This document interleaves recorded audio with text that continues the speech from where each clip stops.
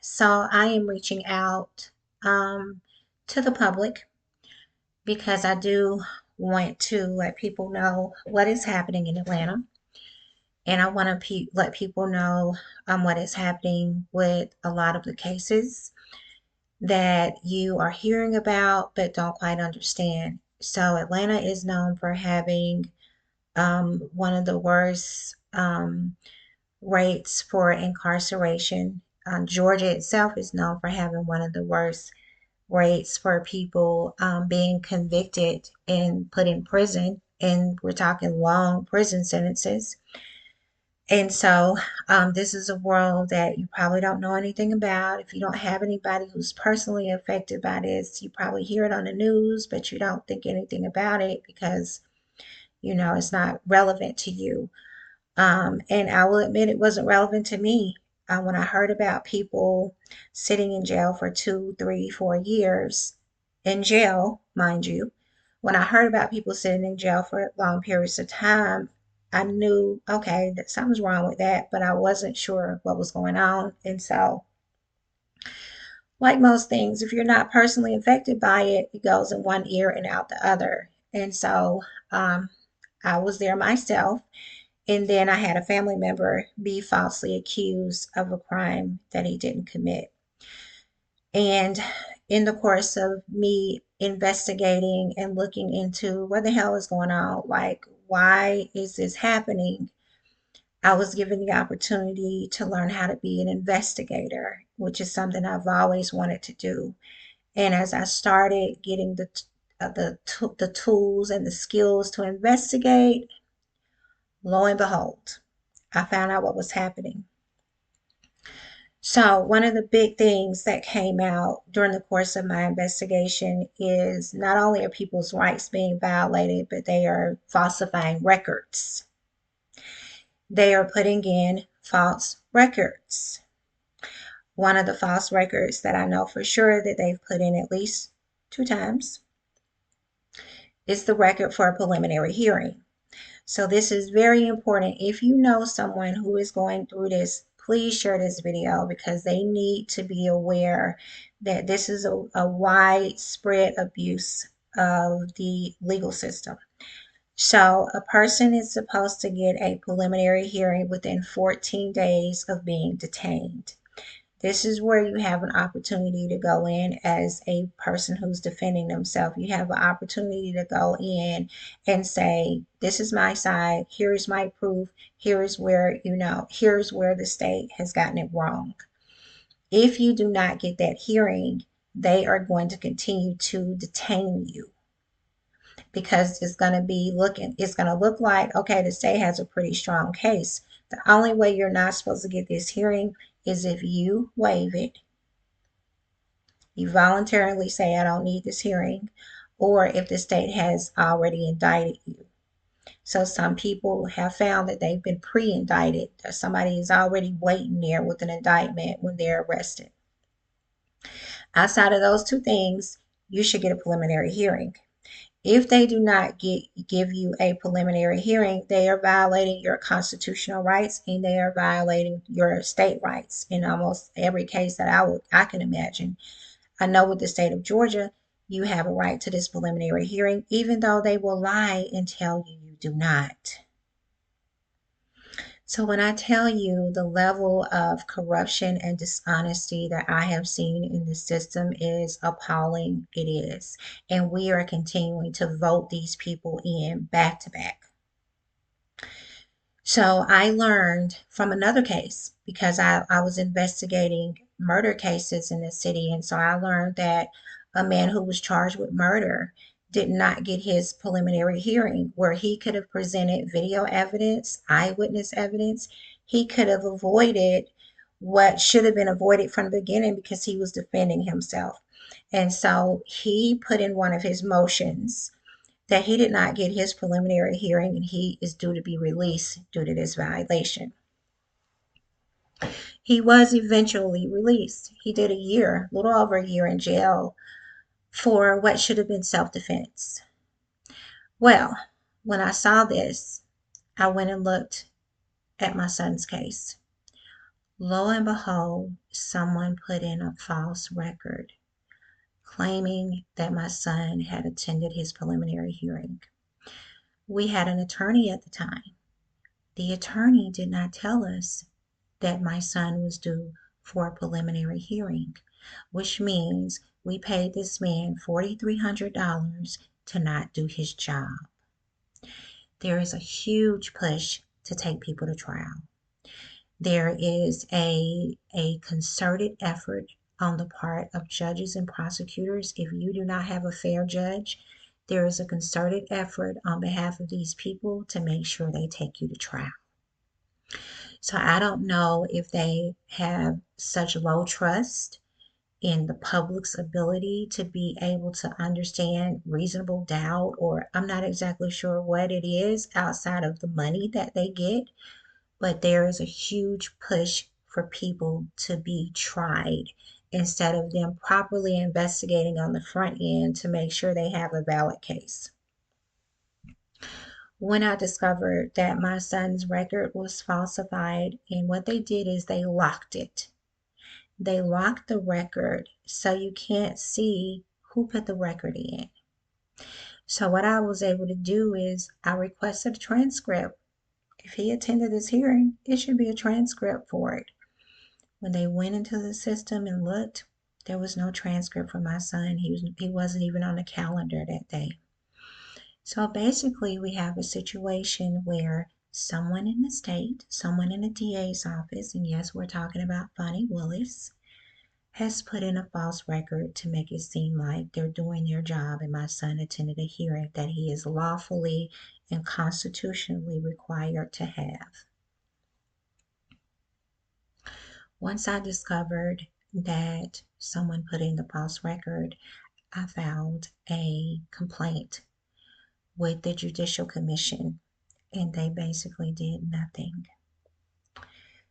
The judge on the case for my son has been biased and unfair.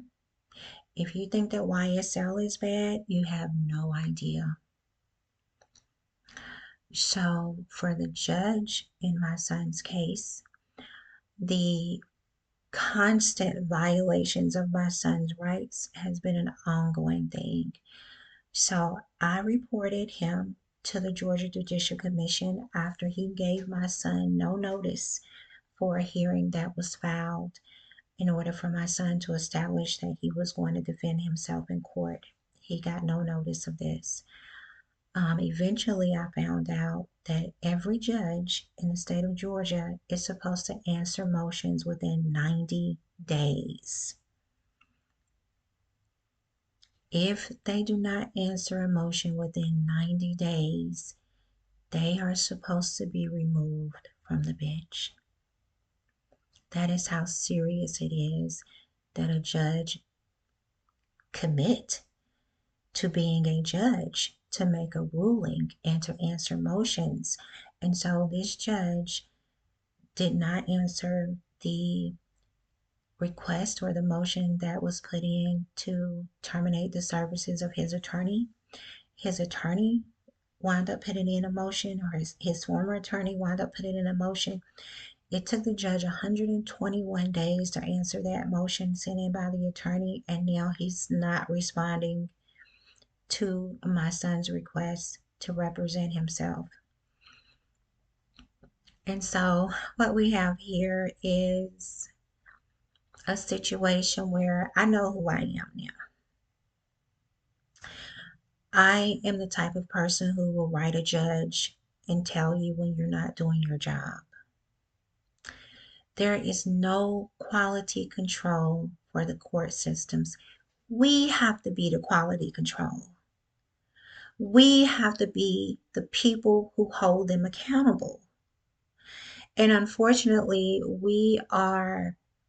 they play us. They playing us so good because we see a name and we see a D or we see a R, and we're automatically just re-electing these people without any thought for what kind of job they're doing.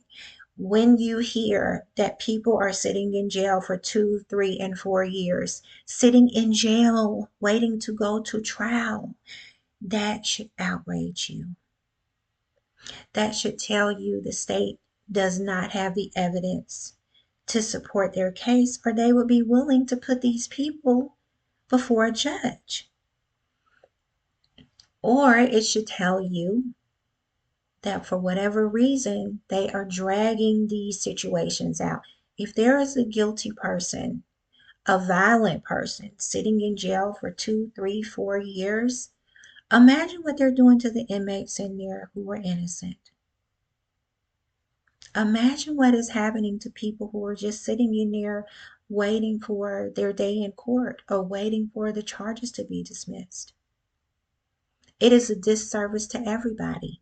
And then what happens, like here in Atlanta, someone is falsely accused, they're put in jail for a long period of time, and then we, the taxpayers, have to pay the settlement. There was a man who was falsely accused of killing his parents. They just approved a $1.6 million settlement.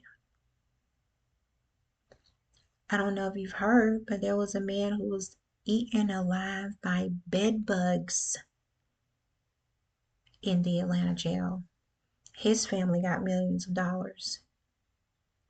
But yet, we're going to go down here, we're going to cast our vote, and we're going to put this person in. They are playing the fuck out of us. They are playing us.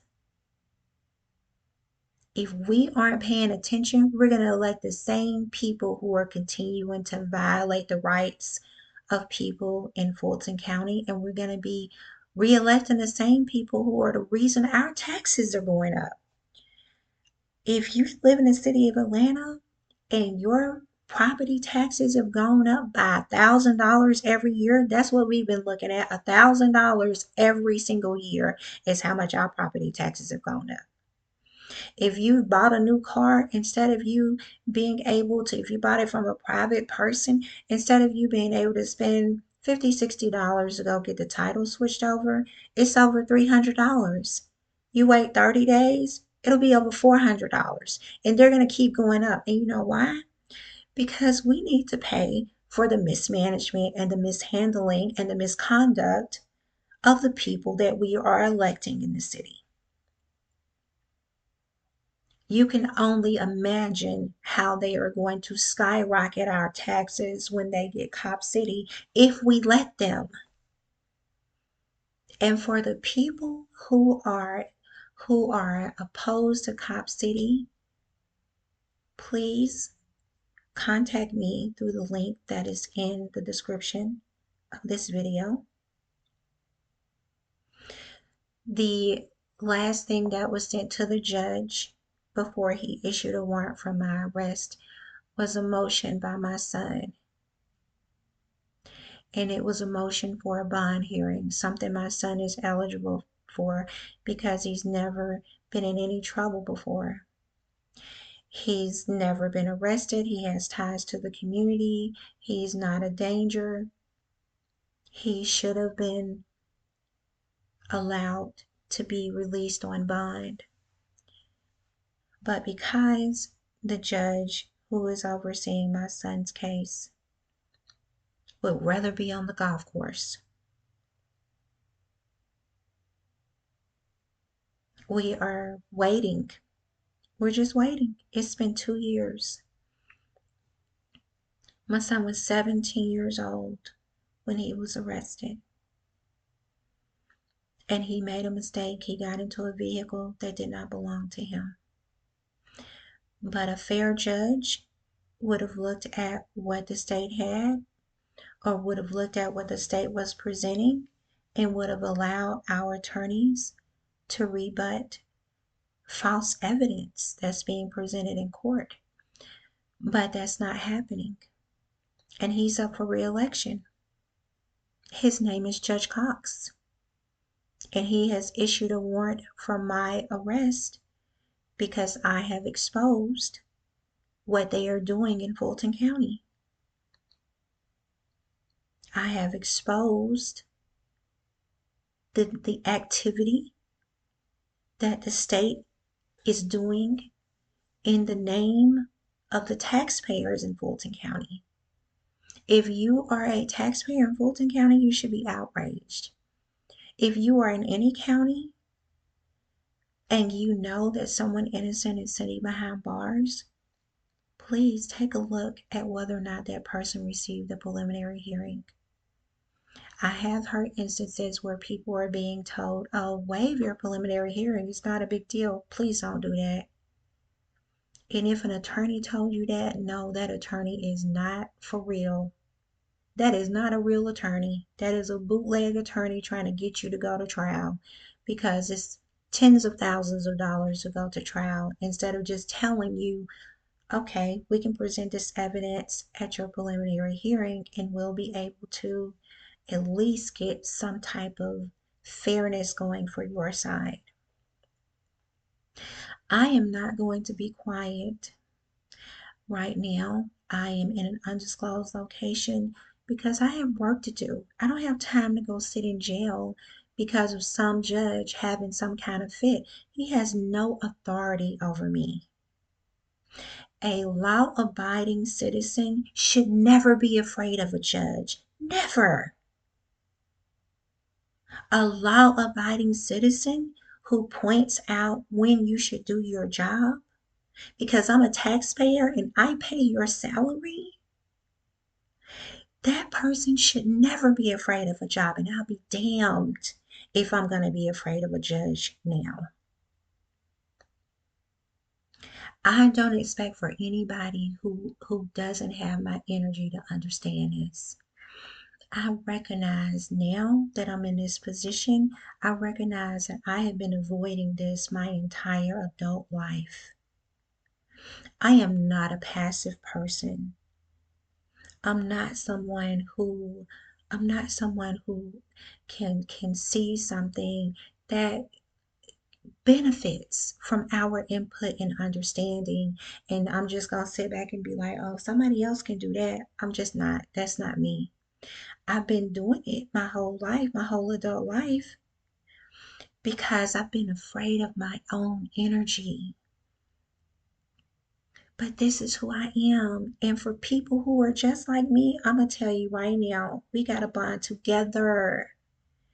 We don't need everybody to do what we need to do. We only need the people who were supposed to do this at this time to come forward and say, enough, enough.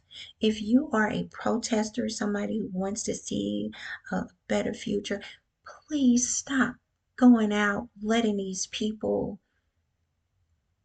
tell you that the answer is to march and go inside of city council meetings and throw golf balls. I don't mean no disrespect to y'all because you're putting your freedom on the line and you're willing to go to jail for it and blah blah blah.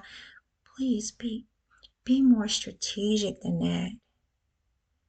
Be more strategic than that. We can run this game for what it is, for to the highest level for everybody's benefit. People who want to sit it out, go ahead and sit it out. But people who want to see this new earth that we've read about in the Bible has been in there for over 2,000 years, people who want to see that become a reality, just understand we got to get together and we have a strategy that we can implement that is going to usher in what has already been waiting for us. We have all of this information through the internet, all of this social media information, and we still getting played. We are still getting played. Enough. Enough of that. Reach out to me in the email below if you want to learn more about what we can do collectively to address this, because it's something that can be done collectively, and I'm here to do it. Thank you for your time. I will give you an update in my next video about exactly what is going on with my loved one's case and an understanding of what we need to do to make sure it is addressed appropriately. It is addressed with a sense of our own power, because that's where all of this is starting.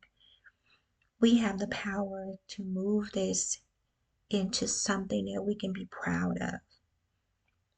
Right now, if you're being told, just go vote, just go vote, and then you go and cast your ballot and you walk out like, hey, that's it, I did it. No, no. Who did you vote for? Why did you vote for that person? Is it because you knew their name or because they had a D behind their name? That shouldn't be enough. What is their record? What do they stand for? Because you're saying they stand for what you stand for. And if they don't stand for what you stand for, then you just gave your consent for them to do what the hell they want to do. And it ain't benefiting you, believe that. All right, I'm going to wrap this up. I'll be back and I'll give the update on what's really going on with the case involving my son. And I will get into greater detail about a strategy that I know we can all do. All right, bye bye.